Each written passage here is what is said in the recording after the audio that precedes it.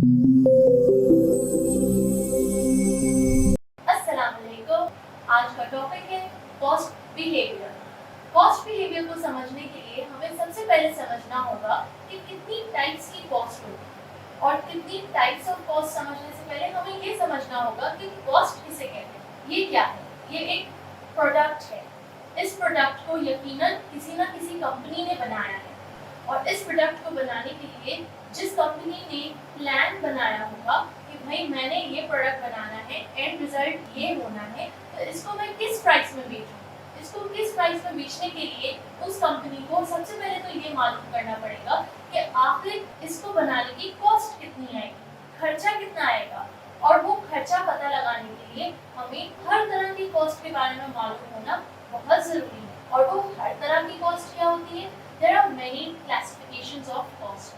अब ये जो many classifications of cost है, उसमें से एक classification है जिसे कहते हैं classification by behavior. उसमें ये तमाम cost की types आती हैं। पहला fixed cost. इस प्रोडक्ट को बनाने के लिए मुझे कोई ना कोई fixed cost bear करनी पड़ेगी। फिर मुझे यही प्रोडक्ट बनाने के लिए कोई ना कोई variable cost भी bear करनी पड़ेगी, कोई ना कोई सेमी वेरिएबल कॉस्ट भी बेयर करनी पड़ेगी। मोरओवर, इन तीन टाइप्स ऑफ कॉस्ट के बावजूद भी एक और कॉस्ट है जो मुझे बेयर करनी पड़ सकती है, जिसे कहते हैं स्टेप फिक्स्ड कॉस्ट। ये तो हमें मालूम हो गया कि ये प्रोडक्ट बनाने के लिए या कोई भी प्रोडक्ट बनाने के लिए हमारे कुछ खर्चे आएंगे, और उन खर्चों की जो किस्में हैं, जो क्लासिफिकेशन हम आज पढ़ने लगे हैं, वो है क्लासिफिकेशन बाय बिहेवियर। यानी कि ये वो खर्चे हैं जिनके बिहेवियर की वजह से इनको क्लासिफाई किया गया है into different categories. Human behaviour तो सुना था, ये कॉस्ट का बिहेवियर क्या होता है? Fixed cost. फिक्स्ड कॉस्ट का बिहेवियर कुछ इस तरह से होता है कि चाहे मेरी कंपनी ये प्रोडक्ट बनाए या ना बनाए, कोई फर्क नहीं पड़ेगा, it has to bear the fixed cost anyhow. कोई फर्क नहीं पड़ता वो ये प्रोडक्ट्स बनाए या ना बनाए, वो अपने प्रोडक्ट को बेचे ना बेचे, वो अपने प्रोडक्ट को बेच के प्रॉफिट कमाए या लॉस करे, it doesn't matter. What matters is that it will have to bear a fixed cost. और वो फिक्स्ड कॉस्ट की एग्जांपल्स क्या हो सकती हैं? जैसे कि फैक्ट्री की प्रेमिसेस। फैक्ट्री की प्रेमिसेस में फैक्ट्री की मशीनरी लगी हुई है, और उस मशीनरी में ये प्रोडक्ट बन रहा है, और जब ये प्रोडक्ट इस मशीनरी में बन रहा है तो क्या हो रहा है? रेवेन्यू जनरेट हो रहा है, ये प्रोडक्ट जाके बिकेगा मार्केट में, सेल होगी, प्रॉफिट आएगा। फिर वही प्रॉफिट से क्या किया जाएगा? जो उस फैक्ट्री के प्रेमिसेस का रेंट है वो अदा किया जाएगा। आपको क्या लगता है कि जो फैक्ट्री के प्रेमिसेस का ओनर है वो क्या एक भी महीने का रेंट माफ करेगा, जस्ट ऑन द बेसिस कि फैक्ट्री ने कमाया नहीं इस महीने, या ऑन द बेसिस कि इस महीने कंपनी जो है शट डाउन रही है, या सिर्फ इस रीजन की वजह से कि इन दिनों कोरोना हो रहा है और जो फैक्ट्रीज हैं वो शट डाउन कर दी गई हैं। लेकिन फैक्ट्री का ओनर हमेशा मांगेगा मेरा रेंट टाइम पे दो, तो मेरा रेंट टाइम पे दो क्योंकि मैंने तुम्हें अपनी जगह दी है इस्तेमाल करने के लिए, लिहाजा that is what is called a fixed cost. इस कॉस्ट में कोई तब्दीली नहीं आएगी, नो मैटर व्हाट हैपेंस। आप कोई भी लेवल ऑफ एक्टिविटी पे चले जाओ, आप ये 10 करोड़ प्रोडक्ट्स बनाओ इस तरह में, और आप माला माल हो जाओ, बिलियनियर बन जाओ, लेकिन आपका जो रेंट है वो फिक्स रहेगा, उतना का उतना ही रहेगा, आपने हर महीने वो पे करना है। It will not change because of a change in the activity level. The fixed cost will not change because of any changes in the operations of the company. The fixed cost will not change due to any change in the profit or loss of the company. Therefore, in short, fixed cost will remain unaffected by any change in the level of activity. आते हैं दूसरी cost की तरफ जिसे कहते हैं variable cost. ये variable cost का जो बिहेवियर है ये कुछ इस तरह से है that it is affected by any change in the level of activity. और लेवल ऑफ एक्टिविटी किसे कहते हैं? The production of this product. इस प्रोडक्ट में जितना चेंजेस आएगा, यानी कि अगर जनवरी के महीने में वो कंपनी 10,000 मार्कस बनाता है और फरवरी के महीने में उसकी डिमांड बढ़ जाती है, लिहाजा वो फरवरी के महीने में 20,000 मार्कस बनाता है, तो ये जो change in the level of activity है, यानी 10,000 एक्स्ट्रा मार्कस जो बनाए गए फरवरी के महीने में, वो अफेक्ट करेंगे वेरिएबल कॉस्ट। अब ये वेरिएबल कॉस्ट की मिसालें क्या क्या हो सकती हैं? इसकी एग्जांपल्स हो सकती है कि इस प्रोडक्ट में यूज होने वाला रॉ मटेरियल, जितना प्रोडक्ट आप बनाओगे उतना रॉ मटेरियल लाओगे और इसमें लगाओगे, कम प्रोडक्ट बनाओगे तो कम रॉ मटेरियल लगेगा, ज्यादा प्रोडक्ट बनाओगे तो ज्यादा रॉ मटेरियल लगेगा। लिहाजा the raw material will keep on changing, यानी जो आप खरीद रहे हो सप्लायर से रॉ मटेरियल, उसकी अमाउंट, उसकी क्वांटिटी चेंज होती रहेगी with the change in the level of activity. तो ये हो गया हमारा variable cost. This will keep on changing with the production, with the level of activity. हमारी जो तीसरी किस्म की कॉस्ट है वो है सेमी वेरिएबल फिक्स्ड कॉस्ट, और इसे हम सेमी फिक्स्ड कॉस्ट भी कह सकते हैं, और इसे हम मिक्स्ड कॉस्ट भी कह सकते हैं। लिहाजा इसके बहुत सारे नाम हैं, लेकिन नाम चाहे जितने भी हो, काम एक ही हो, बिहेवियर एक ही है। इसका बिहेवियर ये होगा कि कुछ हिस्सा कॉस्ट का फिक्स्ड एलिमेंट रखता है और कुछ हिस्सा कॉस्ट का वेरिएबल एलिमेंट रखता है। यानी कि अगर देखा जाए तो असल में हमारे पास ये दो कैटेगरीज ही हैं, और इन दो कैटेगरीज के जो बीच की कैटेगरी है जिसे कहते हैं सेमी वेरिएबल और फिक्स्ड कॉस्ट। यानी कि इस कॉस्ट का कुछ हिस्सा फिक्स्ड कहलाएगा और कुछ हिस्सा वेरिएबल कहलाएगा। कुछ हिस्सा इस कॉस्ट का फिक्स्ड कॉस्ट की तरफ बिहेव करेगा, यानी कि it does not get affected by the level of activity, और कुछ हिस्सा वेरिएबल कॉस्ट का, यानी कि variable cost it will get affected by the level of activity. इन दोनों का बिहेवियर इसमें पाया जाएगा। और इसकी मिसाल हम कौन सी कॉस्ट को ले सकते हैं? इसकी मिसाल है टेलीफोन का बिल।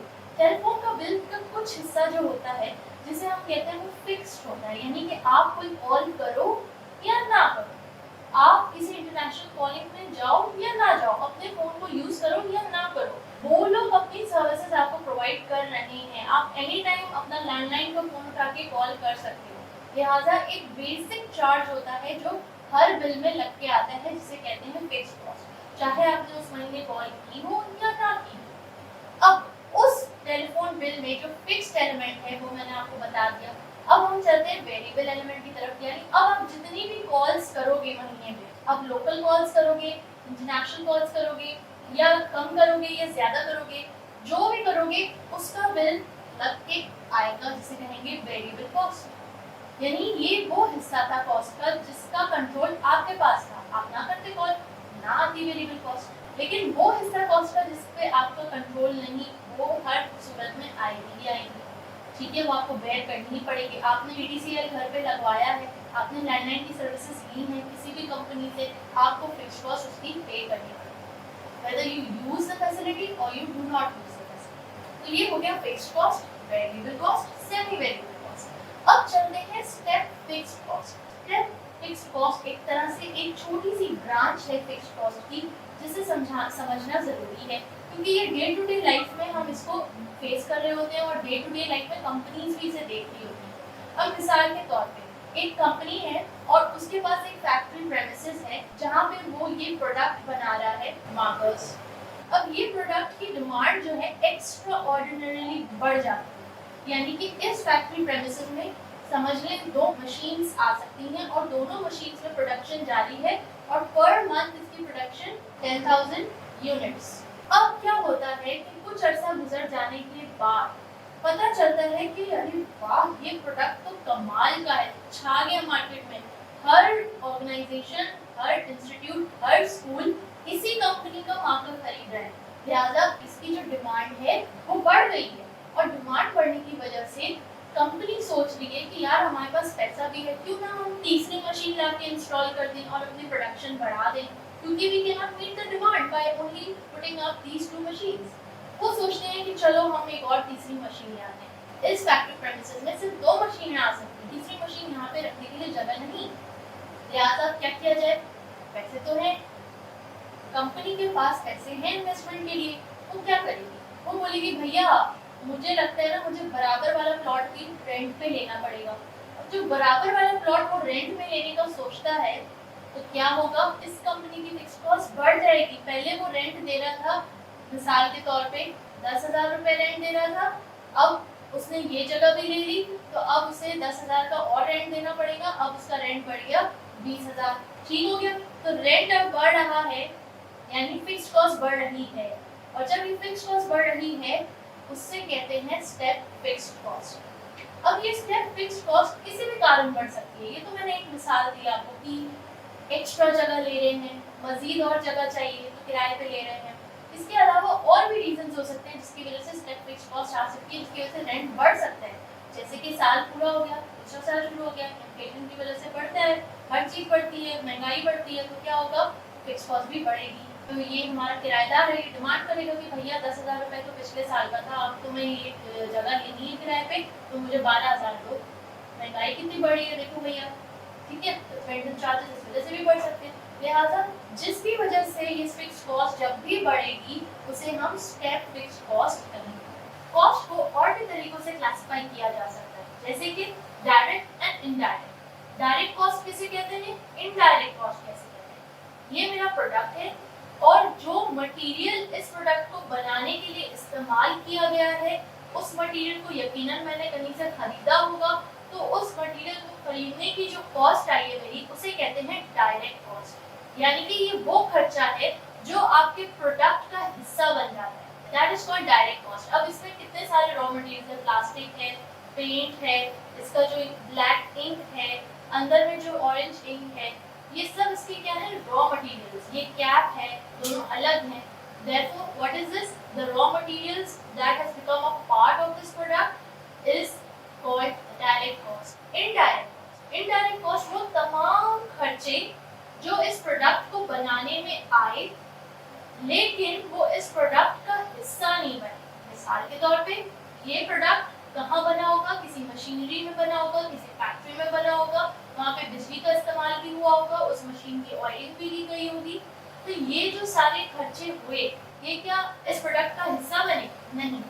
रेंट का खर्चा इस प्रोडक्ट का हिस्सा नहीं बना, बिजली का बिल इस प्रोडक्ट का हिस्सा नहीं बना, लेकिन क्या बिजली के बगैर ये प्रोडक्ट बन सकता था? नहीं।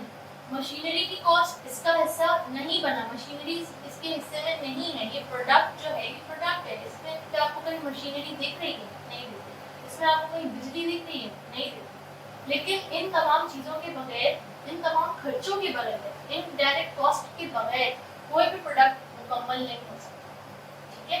इनडायरेक्ट कॉस्ट में और भी मिसालें हैं जो आपको मालूम होगी, जैसे salary, wages, administrative cost, canteen cost, maintenance cost. ये सब खर्चे चल रहे हैं तो ये प्रोडक्ट स्मूथली प्रोड्यूस किया जा रहा है। ये सब खर्चे ना किए जाए तो ये प्रोडक्ट को स्मूथली प्रोड्यूस नहीं किया जा सकता, मैन्युफैक्चर नहीं किया जा सकता। तो I hope direct and indirect cost आपको क्लियर हो गया। डायरेक्ट कॉस्ट वो कॉस्ट होती है जो आपके प्रोडक्ट का हिस्सा बनते हैं, और इनडायरेक्ट कॉस्ट वो खर्चा होता है कि जो आपके प्रोडक्ट का हिस्सा तो डायरेक्टली नहीं बनता, यानी आप उसको देख नहीं सकते, लेकिन उस खर्चे के बगैर आपका प्रोडक्ट बन नहीं सकता। क्लियर? ऑलराइट, अब हम मूव ऑन हो रहे हैं to our next classification of cost, and our next classification of cost is what? अब हम कॉस्ट को क्लासिफाई करेंगे बाय इट्स फंक्शन। अब हमारी नेक्स्ट क्लासिफिकेशन जिससे कॉस्ट को क्लासिफाई किया जाता है वो है प्रोडक्शन कॉस्ट, वो है बाय फंक्शन। बाय फंक्शन यानी जो खर्चा हो रहा है वो कहाँ हो रहा है, वो कौन से फंक्शन की वजह से हो रहा है, किसके फंक्शन की वजह से? ऑर्गेनाइजेशन के फंक्शन की वजह से। तो कौन सी ऑर्गेनाइजेशन का फंक्शन है या ऑपरेशन है जिसकी वजह से ये खर्चा इनकर हो रहा है, तो हम इसको इस तरह से क्लासिफाई करते हैं। अगर तो खर्चा प्रोडक्शन डिपार्टमेंट में हो रहा है, मैन्युफैक्चरिंग डिपार्टमेंट में, कि जहाँ पे ये मार्कर बनाए जा रहे हैं, लेबर का खर्चा, उधर मैनेजर को बैठाने का खर्चा, सिक्योरिटी गार्ड का खर्चा, उधर फैक्ट्री प्रेमिसेस में जो खर्चे आ रहे हैं, जो रेंट आ रहा है, जो मेंटेनेंस का खर्चा, ऑयलिंग का खर्चा, रॉ मटेरियल का खर्चा, ये सब क्या है? प्रोडक्शन से रिलेटेड है। लिहाजा इसे क्या कहते हैं? Production cost. फिर वो कॉस्ट, वो खर्चे जो एडमिनिस्ट्रेशन डिपार्टमेंट की वजह से हो रहे हैं, यानी एडमिनिस्ट्रेशन डिपार्टमेंट में जो जो ऑपरेशंस किए जा रहे हैं, काम हो रहे हैं, कंप्यूटर पे काम हो रहा है, सॉफ्टवेयर इंस्टॉल किया जा रहा है, स्टेशनरी की ज़रूरत है, वहाँ पे मीटिंग्स हो रही है, बोर्ड मीटिंग्स हो रही हैं, उसमें एसी चलाया जा रहा है, बिजली का खर्चा, ऑफिस की बिल्डिंग है, लिफ्ट है, बहुत सारे खर्चे हैं, सिक्योरिटी मैन है, टी बॉय है, पियोन है, और इस तरह के बहुत सारे खर्चे हो रहे हैं। लेकिन वो खर्चे कहाँ से रिलेटेड है? ऑर्गेनाइजेशन की कौन सी फंक्शन से रिलेटेड है? एडमिनिस्ट्रेशन, यानी वो एडमिनिस्ट्रेशन से रिलेटेड है, therefore we classify them as administration cost. Next, selling cost, मेरी प्रोडक्ट को सेल करने का खर्चा, यानी मार्केटिंग, इसकी मार्केटिंग, इसकी ब्रांडिंग, इसकी पैकेजिंग, ये सारे खर्चे किसमें आ जाएंगे? सेलिंग में। उसके बाद डिस्ट्रीब्यूशन, डिस्ट्रीब्यूशन यानी इस प्रोडक्ट को मैंने जगह जगह पे पहुंचाना है, country to country, city to city, shop to shop, मुझे ये हर जगह मेरा प्रोडक्ट बिकता हुआ नजर आना चाहिए। तो इसको उस शॉप तक, फैक्ट्री प्रेमिसेस से शॉप तक पहुंचाने का जो भी खर्चा आएगा उसे कहेंगे डिस्ट्रीब्यूशन कॉस्ट, जिसमें डिलीवरी शामिल है, जिसमें ट्रांसपोर्टेशन शामिल है, जिसमें ऑयल, क्योंकि व्हीकल्स में ऑयल डलवाया जाएगा, ऑयल की प्राइस कम ज़्यादा होती रहती है, तो ये तमाम खर्चे जो हैं डिस्ट्रीब्यूशन के खर्चों में शुमार किया जाएगा। Next, research. इस प्रोडक्ट को बेहतर कैसे बनाया जाए, उसके लिए मैं रिसर्च डिपार्टमेंट सेटअप करूँगी। जब मैं रिसर्च डिपार्टमेंट सेटअप करूँगी, वहाँ साइंटिस्ट होंगे, वहाँ पे इस प्रोडक्ट पे काम करने वाले लोग होंगे, वो यकीनन उनकी सैलरी है, उनको प्रोडक्ट्स, उनको टूल्स चाहिए एक्सपेरिमेंट करने के लिए, उनको रॉ मटेरियल्स चाहिए, उनको केमिकल्स चाहिए कि इस प्रोडक्ट को बेहतर कैसे बनाया जाता है, लॉन्ग लास्टिंग कैसे बनाया जा सकता है, एंड मोर ओवर अगर हम एनवायरनमेंट से भी कंसर्न है तो हम इसे बायोडिग्रेडेबल कैसे बना सकते हैं, यानी ये प्रोडक्ट जब यूज होके फेंकेगा तो ये एनवायरनमेंट का क्या असर करेगा। ठीक है, तो इस पर हम रिसर्च करा सकते हैं, और रिसर्च की वजह से जो भी खर्चे आएंगे हम उसे रिसर्च डिपार्टमेंट में एलोकेट कर देंगे। Next, finance cost. Financing basically अब ये प्रोडक्ट बनाने के लिए मुझे चाहिए ढेर सारा पैसा, ये पैसा आएगा कहाँ से? या मैंने अपने दोस्त से मांगा, क्या मैंने अपनी फैमिली से मांगा, क्या मैंने बैंक से लोन लिया, क्या मैंने किसी फाइनेंशियल इंस्टीट्यूशन से लोन लिया, आखिर ये पैसा आया कहाँ से? या मैंने शेयर होल्डर्स के थ्रू इन्वेस्टमेंट बाय इन की, मैंने अपने शेयर्स बेच के पैसा मंगाया। ठीक है, तो ये सारे फाइनेंसिंग का खर्चा, फाइनेंस कॉस्ट। तो ये वो कॉस्ट है, classification of cost by function. इसे क्या कहते हैं? Classification of cost by function. जो हमने पहले पढ़ा था, जिसमें हमने फिक्स्ड कॉस्ट पढ़ा, वेरिएबल कॉस्ट पढ़ा, semi variable, fixed and self fixed cost पढ़ा, वो था classification by behaviour, cost classification by behaviour, यानी जब कॉस्ट किस तरह से बिहेव करती है तो हमने उन खर्चों को एक ही कैटेगरी में हम डालते गए कि ये खर्चे फिक्स्ड लग रहे हैं, इनका बिहेवियर इसी तरह से फिक्स्ड कॉस्ट में डालो। ये खर्चे वेरिएबल हैं, जितने लेवल ऑफ एक्टिविटी में कम या ज़्यादा होते हैं लिहाजा उसमें डालो। फिर ये मिक्स्ड लग रहे हैं तो मिक्स्ड की कैटेगरी में डालो। और ये खर्चे जो है अब ये बाय फंक्शन यानी ये कौन से डिपार्टमेंट को बिलोंग करते हैं? Production, administration, selling, distribution, research और फाइनेंस। ओके, ये जो खर्चे हैं ये दो हिस्सों में डिवाइडेड हैं, डायरेक्ट एंड इनडायरेक्ट। वो खर्चा जो प्रोडक्ट का हिस्सा बनेगा, वो खर्चा जो प्रोडक्ट का हिस्सा नहीं बनेगा, लेकिन उसके बगैर ये प्रोडक्ट बन नहीं सकता। तो ये डायरेक्ट एंड इनडायरेक्ट। अब हम चौथी कैटेगरी ऑफ क्लासिफिकेशन पे आ रहे हैं, और चौथी कैटेगरी है कॉस्ट क्लासिफाइड बाय रिस्पॉन्सिबिलिटी। हाँ, रिस्पॉन्सिबिलिटी यानी कि इस कॉस्ट को इनकर करने की रिस्पॉन्सिबिलिटी आखिर किसकी है, हमें उसे आइडेंटिफाई करना है, किस बंदे की वजह से ये खर्चा आया। अगर मिसाल के तौर पे लेबर है, लेबर फर्नीचर फैक्ट्री में काम कर रहा है और वहाँ पे वो फर्नीचर बना रहे हैं, लकड़ी इस्तेमाल कर रहा है और लकड़ी को यूज़ करते हुए वो चेयर्स, टेबल्स, कैबिनेट्स, इस तरह की चीज़ें बना रहे हैं। और जब वो इस तरह की चीज़ें बना रहे हैं, उसका रॉ मटेरियल क्या है? लकड़ी। अब देखा जा रहा है कि उस लेबर का माइंडसेट ऐसा है कि वो रॉ मटेरियल बहुत ज़ाया कर रहे हैं, लिहाजा वो ज़ाया कर रहे हैं, ज़ाया करने की वजह से और लकड़ी का इस्तेमाल कर रहे हैं, और लकड़ी इस्तेमाल हो रही है और फर्नीचर तैयार हो रहा है, यानी कि वही यूनिट ऑफ चेयर, वही यूनिट ऑफ प्रोडक्ट, वही यूनिट ऑफ टेबल जो 2 लकड़ी के फट्टों से बन सकता था, वो 4 लकड़ी के फट्टे इस्तेमाल कर रहे हैं, 2 ज़ाया कर रहे हैं और 2 से बना रहे हैं। तो लिहाजा से क्या हो रहा है? इससे कंपनी का खर्चा बढ़ रहा है। कौन सा खर्चा बढ़ रहा है? उसकी डायरेक्ट कॉस्ट बढ़ रही है। डायरेक्ट कॉस्ट बढ़ रही है। अगर हम इससे कहें तो प्रोडक्शन कॉस्ट बढ़ रही है। अगर हम बिहेवियर की तरफ जाएं तो वहाँ पे कौन सी कॉस्ट बढ़ रही है? वेरिएबल कॉस्ट बढ़ रही है। लिहाजा हमें एक रिस्पॉन्सिबिलिटी की भी जरूरत पड़ी कि कॉस्ट को क्लासिफाई करते हैं रिस्पॉन्सिबिलिटी पे, कि आखिर वो कौन सा शख्स है कि जो रिस्पॉन्सिबल है उस पर्टिकुलर खर्चे के। और फिर ये भी देखा जाएगा कि जो शख्स रिस्पॉन्सिबल है क्या वो खर्चा कंट्रोल कर सकता है? इज दैट कॉस्ट कंट्रोलेबल, या फिर is that cost not controllable? क्या वो ऐसा खर्चा है जिसको कंट्रोल किया जा सकता है, या वो ऐसा खर्चा है जिसको कंट्रोल नहीं किया जा सकता? यानी यहाँ पे जो लेबर काम कर रहा है, 2 लकड़ी के फट्टे ज़ाया कर रहे हैं और 2 को इस्तेमाल करते हुए प्रोडक्ट बना रहे हैं, यूनिट बना रहे हैं, तो क्या वो कंट्रोलेबल खर्चा है या non controllable? It's a controllable खर्चा, it's a controllable cost. Why? Because you can tell, being a manager, you can tell the labor that stop wasting, please। या आप उसको देखोगे कि वो आकर वेस्ट कर क्यों रहे? क्या उसे काम नहीं आता? अगर काम नहीं आता तो जाके ट्रेनिंग में भेजो, उसको काम सिखाओ। अगर तो काम आता है तो फिर क्यों वो वेस्ट कर रहा है लकड़ी? या वो उसकी ये आदत बन चुकी है, वो करेगा ही करेगा, तो उसको चेंज कर दो, रिप्लेस कर दो, replace that labour from with another labour. यानी कि ये खर्चे को मिनिमाइज करो। द कंट्रोलेबल खर्चा, the controllable cost should be controlled any how, because at the end burden किस पे आ रहा है, बर्डन कंपनी पे आ रहा है। ये प्रोडक्ट को बनाने के लिए अगर मेरा खर्चा 5 रुपए आना चाहिए, लेकिन लेबर की लापरवाही की वजह से मेरा खर्चा 10 रुपए में चला जा रहा है, तो मैं इस प्रोडक्ट को कैसे मैं बेचूंगा 10 रुपए में और प्रॉफिट भी कमाऊं 5 रुपए का। Now there is a last classification of cost by responsibility. We classify your cost by responsibility so that we can identify the person who is responsible for incurring that cost. And once we find that person who is responsible for incurring the cost, we have to find out that whether that cost is controllable or that cost is non-controllable. Controllable मिसाल के तौर पे कि एक factory है, वहाँ पे labours काम कर रहे हैं और उस फैक्ट्री में फर्नीचर तैयार किया जाता है और जो लेबर हैं, 2-3 लेबर्स हैं, वो कुछ ज़्यादा ही लकड़ी का इस्तेमाल कर रहे हैं, यानी कि जो एक स्टैंडर्ड अमाउंट ऑफ लकड़ी का इस्तेमाल होना चाहिए उससे ज़्यादा उसको यूज़ कर रहे हैं लकड़ी को और वेस्ट कर रहे हैं। वेस्ट करके वो चेयर बना रहे हैं। अब इससे क्या होगा कि लकड़ी ज़्यादा इस्तेमाल हो रही है, ज़्यादा ज़ाया की जा रही है, तो लिहाजा ज़्यादा रॉ मटेरियल को खरीदना पड़ेगा।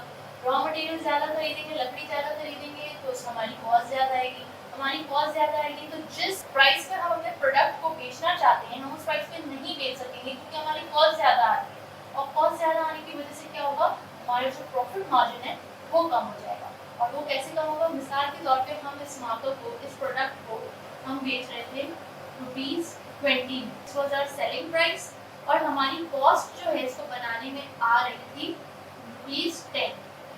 अब कुछ लेबर ऐसा आया कि जिसने ऐसा प्रोडक्ट ऐसा बनाना शुरू किया इस प्रोडक्ट को, इसमें जो रॉ मटेरियल यूज हो रहा था उसको ज़ाया करना शुरू किया, और ज़ाया ज़्यादा करता बनाता कम। तो जब ज़ाया ज़्यादा हो रहा है तो रॉ मटेरियल ज़्यादा खरीदना पड़ रहा है, रॉ मटेरियल ज़्यादा खरीदना पड़ रहा है, लिहाजा क्या हो रहा है कि हमारी जो वेरिएबल कॉस्ट है वो बढ़ रही है, और वो बढ़ रही है, वो बढ़ के ₹15 पे आ गई, बढ़ के ₹15 में आ गई। जो वो बढ़ के ₹15 में आ गई, तो अब आप बताएं कि प्रॉफिट सबसे ज़्यादा हमें कब होगा, कि जब हमारी कॉस्ट कम होगी। यकीनन जब हमारी कॉस्ट कम होगी तभी हम अपना ज़्यादा से ज़्यादा प्रॉफिट कमा सकेंगे, और अगर हमारी कॉस्ट ज़्यादा आएगी तो हमारे प्रॉफिट मार्जिन डिक्लाइन हो जाएगा, कम हो जाएगा। तो इसलिए कहा जाता है कि उसको आइडेंटिफाई करो, वो कॉस्ट को जो कि कंट्रोल की जा सकती है, उस कॉस्ट को आइडेंटिफाई करो और कंट्रोल करो। स्ट्रैटेजीज बनाओ, कंट्रोल करो, लेबर को चेंज करो, ट्रेन करो, उनको काउंसलिंग करो, उनको बताओ कैसे नहीं बनता, ऐसे बनता है, कम ज़ाया करें, उनको इंसेंटिव्स दो कि जो सबसे कम रॉ मटेरियल इस्तेमाल करके बेहतरीन प्रोडक्ट बनाएगा उसको हम बोनस देंगे, उसको हम कुछ इंसेंटिव देंगे, उसकी सैलरी बढ़ा देंगे जो भी अच्छा काम करेगा। तो ये सारे कॉस्ट को हम कंट्रोल कर सकते हैं। नेक्स्ट, नॉन कंट्रोलेबल कॉस्ट, ऐसा खर्चा जिसे कंट्रोल नहीं किया जा सकता। यानी कि मिसाल के तौर पे जब मशीन में ऑयल डाला जाता है ग्रीसिंग के लिए, तो आप उसको कंट्रोल एक हद तक कर सकते हो, उससे ज़्यादा नहीं कर सकते, थोड़ा बहुत वेस्टेज होता ही होता है। इसकी एक और मिसाल ले लेते हैं, जब हम गाड़ी में पेट्रोल डालते हैं तो गाड़ी के पेट्रोल टैंक को जब हमें फुल करना होता है तो उसमें क्या होता है, थोड़ा बहुत पेट्रोल कभी कभार वेस्ट हो जाता है, और जब वो वेस्ट हो जाता है, गाड़ी के बाहर गिर जाता है, हमें बड़ा अफसोस होता है कि यार ये वेस्ट नहीं होना चाहिए था, लेकिन हम कुछ कर नहीं सकते उसमें, उसको कंट्रोल नहीं कर सकते। एक हद तक कंट्रोल कर सकते हैं, उससे ज़्यादा हम नहीं कर सकते। Minimum wastage is but normal. तो जो मिनिमम वेस्टेज नॉर्मल वेस्टेज होती है, जिसको हम कंट्रोल नहीं कर सकते, उसे कहते हैं non controllable cost. Non controllable cost वो खर्चा जिसे हम एक हद तक ही कंट्रोल कर सकते हैं, उससे ज़्यादा नहीं कर सकते। That's what non controllable cost. Thank you everyone.